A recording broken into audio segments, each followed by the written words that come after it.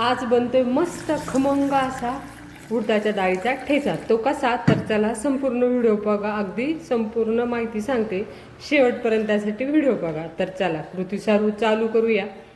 सर्वप्रथम उडदाची डाळ स्वच्छ निवडून घ्यायची आणि धुवून घ्यायची. धुतल्यानंतर एका कुकरमध्ये कोमट पाणी घ्यायला ठेवा. कोमट पाणी झालं,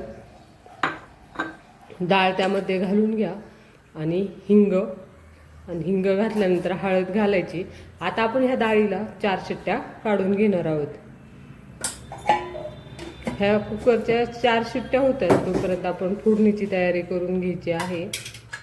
म्हणजे छोट्या छोट्या ज्या गोष्टी असतात त्या करून घ्यायच्या. कुकरला झाकण लावून घ्यायचं. 3 जरी काढल्या तरी चालतात बरं का.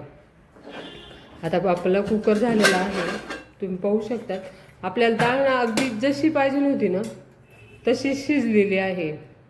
म्हणजे फार गाळ पण नको होती किंवा कच्ची पण नव्हती राहायला पाहिजे. एकदम व्यवस्थित अशी आपली डाळ शिजलेली आहे. तर चला मसाला बघून घेऊया.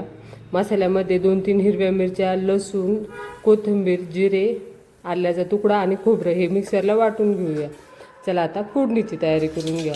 फोडणीमध्ये काय घालायचं, सर्वप्रथम मोहरी घातली, तिचं ताठं झालं का जिरे घालायचे, त्यांना तुडतुडून द्यायचं.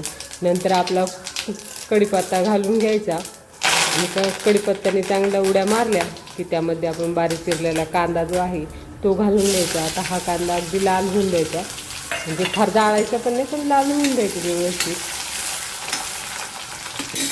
आता ही भाजी जी आहे ना ही भाकरीसोबत खरंच खूप छान लागते बरं का, किंवा भातासोबत.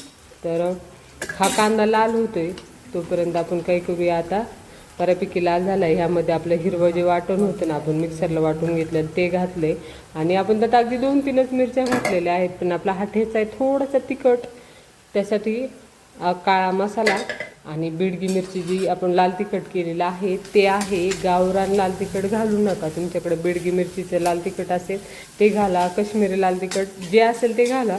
पण काळा मसाला, हिरवी मिरचींसोबत तुम्ही गावरान मिरचीचं लाल तिखट ते मात्र घालू नका. आता मी सोबत मसाला परततोय तोपर्यंत भाकरी देखील करून घेतली होती. कारण अशा भाज्या खायचा आनंद गरमागरम खूप छान असतं. त्यानंतर चवीनुसार यामध्ये मीठ घालून घ्यायचं आणि आपण जी शिजवलेली डाळ होती ती घालून घ्यायची. आता मसाल्यांसोबत ती डाळ संपूर्ण चांगली एकजीव करून घ्यायची. उडदाची जी डाळ आहे ह्यामध्ये प्रथिने भरपूर प्रमाणात असते, त्यामुळे काय होतं आपल्याला अन्नपचनासाठी सोयीस्कर जातं, सोपं होतं आणि शिवाय आपली जी पचनक्रिया असते ती देखील सुधारते आणि आपल्या शरीराला ऊर्जा मिळते. त्यामुळे अशी उडदाची डाळ आपण खाल्लीच पाहिजे.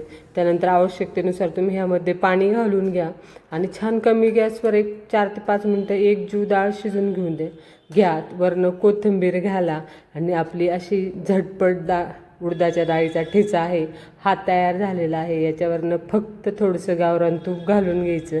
बास, काहीच वेगळं असं नको. आणि पावसाळ्यात थोडी भाज्यांची अडचण होती ना, तेव्हा छान असा पर्याय आहे. प्रकारे आपल्या उडदाच्या डाळीचा जो ठेचा आहे ना तो तयार झालेला आहे. खायला तर तुम्हाला काय सांगू किती खमंग लागतं.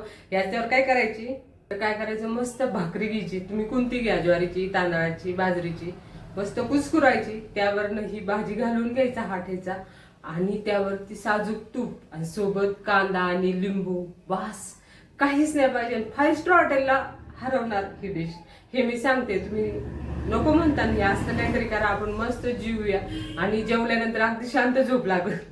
त्यामुळे अशी भाजी जी आहे ही नक्की करून बघा. आणि हो, व्हिडिओला लाईक करा आणि चॅनलला सबस्क्राईब करा. Okay, bye.